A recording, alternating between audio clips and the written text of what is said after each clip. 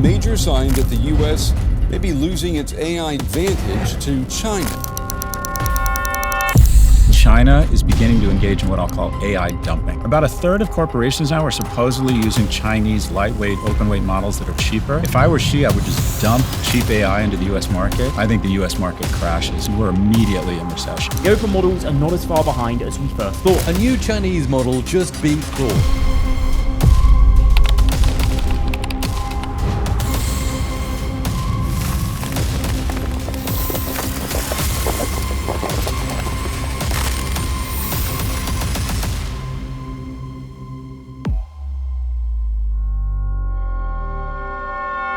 It honestly might be over for Claude and ChatGPT. KIMI K3 was just released, and this changes everything we know about the Chinese open source models. Because just look at the benchmarks. KIMI K3 is right up there with Fable 5 and GPT 5.6, which is absolutely insane considering it's an open source model. And you can even see in many of the benchmarks it actually scores over GPT 5.6. And in the benchmark program bench it actually ranks higher than both GPT and Fable. Same in this benchmark right here as well. However, you should know by now that the benchmarks don't tell the entire truth. So is KIMI K3 actually as good as these benchmarks say it is? The results might surprise you. If you don't know me, my name is Albert. I didn't start out technical, but because I learned how to use AI, I've built $2 million companies. Not because I'm the smartest, I just learned how to use AI. And now we are making AI education free for everyone. So if you haven't already, make sure to subscribe. By the end of this video, you'll know if KIMI K3 is actually as good as people say it is. And if we need to be canceling our Claude plans. Because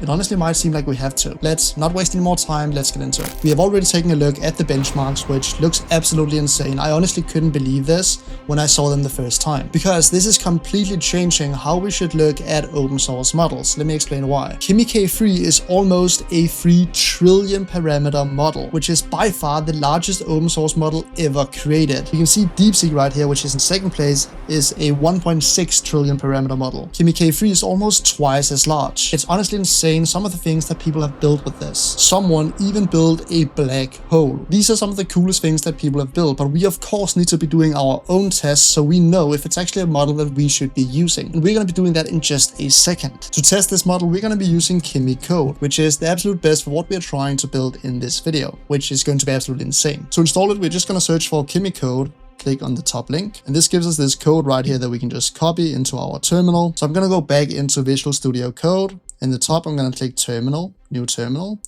and I'm just going to paste this in to install KIMI. After it's installed, we need to restart our terminal, so we can just close this down and then open up a new terminal. And then we can write KIMI and hit enter. And now you can see we are inside of KIMI Code. We can just write /login now and then log in with a KIMI account. This will open up our browser and here we can just authenticate. You can see login successful. And if we go back, you can see it says login. One of the most important things is of course the pricing of these coding tools. And as you probably know by now, Claude Pro is $20 a month. But one of the biggest bottlenecks with Claude in general is the usage limits, especially if you're using Fable, which is what's on the benchmarks. You're going to be running into rate limits almost instantly. And soon, Fable will also only be available on the max plan, which is $100 a month. But that shouldn't come as a surprise, Claude is expensive. When it comes to Codex, you need the $20 a month plan. But to be fair, with Codex, you do get a lot of usage. However, with KIMI, you can get started for $15 a month. So I'd say KIMI wins there. To do a fair test, I'll create 3 folders. I'm going to create a new folder that I called KIMI. Then I'm going to create another folder that I'm going to call Claude, and the last folder is going to become Codex. Those are the 3 models that we'll be testing in this video. I'm going to go out of this session now, and then I'm going to cd, basically go into the folder of KIMI, and same here, cd into Claude, and same here, cd into Codex. And then we can just rename these to be Codex, to be Claude, and to be KIMI. Now we have all of the sessions. Now, of course, have subscriptions to absolutely everything. So we can open up KIMI Code in this folder, Claude in this folder, and Codex in this folder. And the first thing we're going to do is that we're going to test out the KIMI model, because I haven't even tested it yet before making this video. Is it as good as people say it is? Well, let's find out. So I'm going to give it an improved prompt by saying, please build an improved prompt for building out a video game. I want a one-to-one replica of Pac-Man with all of the features that Pac-Man should have and the styling so we get that one-to-one replica. please build out that improved prompt. Code type is then going to build out an improved prompt for us, like that. You can see it has all of the things that should be included in Pac-Man, so now we can just hit enter. I'm very excited to see what Kimi can build from just this. And of course, we also need to remember to set it to the right model. Right now it's set to KIMI 2.7, but we need to write /model, and then of course set it to K3, run the prompt again. Of course, important that we actually use the right model. I'm very excited to see what it builds. Great, it is now finished. Let's restart it. It looks like we have a fully functioning Pac-Man game. We even have the sound effects as well. Gonna turn those off though. This looks very, very good. I'm very impressed with how well this turned out. This looks very impressive. What about all the small details, like being able to go over like through the other side right here? It has basically built it perfect one-to-one. Very, very impressive. However, not the best at Pac-Man. Time to compare as well with Claude and Codex. Here we have the game that Claude built. Looks similar, however it is a little smaller, but it is also a fully functioning Pac-Man, so Claude definitely also did very well on that. Very impressive. And for the last one, let's do Codex, reveal in Finder, open this one up as well. Alright, here we have insert coin, so it has done a little more in terms of that. I don't know if I like that. I didn't ask it to do this. Insert coin, alright. Oh, this doesn't look very good. The frames on this is very bad, and you can see the game is way more slow paced. And we just went through a wall right here. Again, very buggy. So Kimi and Claude definitely wins that. I didn't actually expect that. I thought Codex would perform very well here as well, but we are running into the walls. It's very laggy. The frames are very bad on this. Very interesting. I want to do another test, which is one of the use cases I use AI for the most, which is front-end design. So let's try and give a prompt again, where we tell all of the models to build out a clean website. Write an improved prompt for a very, very clean website for a dental business. It should include all of the images as well. It should have a very high converting form at the bottom. Include all of the sections that a high converting website has. And please do a detailed description of the theme that should be very futuristic and very modern. Write an improved prompt for that. Code type will write out the improved prompt, so we can use that for every single model. This looks very, very good. So let's give that to Kimi. And let me copy this and give it to Claude as well, and to Codex as well. The exact same prompts. And let's see how they perform. All three models have now made a detailed plan of what they want to build. So let's ask it to build it out in Next.js. Please build out this website in a new folder in Next.js and Tailwind CSS. Make it clean with good animations. All models have now made a design of a website, so I'm going to tell them to build it out. Please build out this website in Next.js and Tailwind CSS. That's all we need to give it. Transcribe that, hit enter, and then I'm just going to copy this and paste it into Claude and Codex as well. And now we're going to have 3 different websites, and I'm very excited to see which one actually does the best job when it comes to front-end design, which is very important for me when I'm building out stuff. Very excited to see the results. There we go. All 3 models are now done. Let's start with Kimi, that's running in localhost 3000, and initial experience looks very, very clean. No intro animations, however, but if we scroll, then we have some animations. All of this looks extremely clean, and I'm very impressed with the images that we have right here. This looks very cool as well, and you can see it's designed so we can insert our own images. We have a testimonial section, we have our dentist. This is an extremely clean website that we could probably sell from anywhere around 500 to $1,000. And it's also a high converting website. It's not like we get overwhelmed when we go to it. Overall, a very, very professional website made by Kimi in literally just a couple of minutes. And everything on the website is also working. We have clean animations, very, very complete from start to finish. Very impressed that we can build all of this, and we can build a bunch of websites like this for $15 a month. Let's look at the others. This is Claude Code. Also looks very good. Claude Code has actually gone in and found its own images, which looks nice. And then at the top, we have this bar right here, which, because I said it should be high converting, it's actually a good idea. This will convert more people, get more people to call. Also, right off the bat, a very good website for local business. We have Google reviews right here. We have our services. Book free consultation takes into the form at the bottom, which also looks good. Let us scroll through. This looks good too. Almost a bit too many different services, I would say.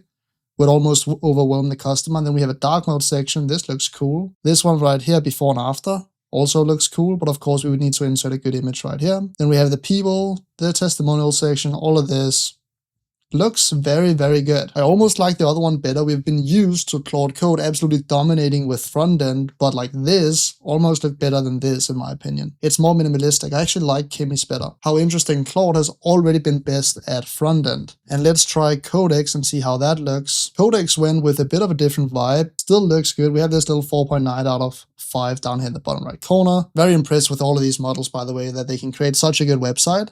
But that's also because we gave it quite a good prompt. Then we have this card right here, this feeling. The feeling is mutual. Also a very clean website. It's modern, it's good, it looks professional. However, some of the things are kind of off, like this text up here is too small. This number right here, like you wouldn't really get people to click this. Kind of a small website. I'll almost like it better if it was like a bit zoomed in. But of course, it's not like that. It's almost like Codex in general has a bit of a worse taste when it comes to design. And that's also why I've always used Claude Code when it comes to the design before that. But like, Kimi is up there. I would say it's definitely just as good as Claude Code when it comes to front-end design. And that's absolutely insane. And I wanted to check my usage as well with Kimi. And so far, we've only used 5% of our 5-hour usage and 0.7% of our total usage. That is pretty insane. Kimi is definitely up there, but let's talk about how I'm actually going to use it in my business and how you should use it too. Should we cancel our Claude plans now? Well, let me tell you. Something very interesting is happening right now, and all of a sudden I understand why after testing Kimi myself in this video. This graph shows the Chinese AI models and how much they're used by US companies. And what you'll be able to see is this is skyrocketing right now. US companies are switching from the US model providers to the Chinese model providers, like Kimi, like DeepSeek, like GLM. And why is that? Well, the main reason is because it's much, much cheaper. If we search up Fable 5 pricing and go to Claude's website, you can see that it's $10 per million tokens input and $50 per million tokens output. And if you look at the Kimi K3 pricing, it's $3 per million tokens input and $15 per million tokens output. So it is much, much cheaper, 1/3 of the price. So it makes really good sense why people are switching when it's even less than 1/3 of the cost. But what does this mean for us? Does this mean that I should go in and cancel my $200 a month Claude plan? It depends. Let me explain. Fable 5, which I still think is the best model right now, will only be available if you're paying $100 a month for Claude.